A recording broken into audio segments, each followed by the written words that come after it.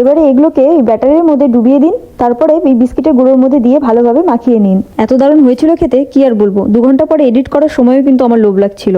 যাই হোক, এইভাবে তাড়াতাড়ি করে তৈরি করে নিন। তারপরে চলুন পরের স্টেপ। ভেবেছিলাম চামচ দিয়ে হয়ে যাবে, কিন্তু হলো না, হাত দিতেই হলো। এই ঠান্ডার মধ্যে কার ভালো লাগে বলুন তো বারবার হাত ধুতে? বাড়িতে গেস্ট আসলে একদম কিন্তু এই রেসিপিটা বানিয়ে খাওয়াবেন না, তাহলে আর যেতেই চাইবে না। আপনাদেরকে কুমন্ত্র দিতে দিতে সবগুলো কিন্তু আমি রেডি করে নিয়েছি। আর এদিকে দেখুন তেলটাও গরম করতে বসিয়ে দিয়েছি।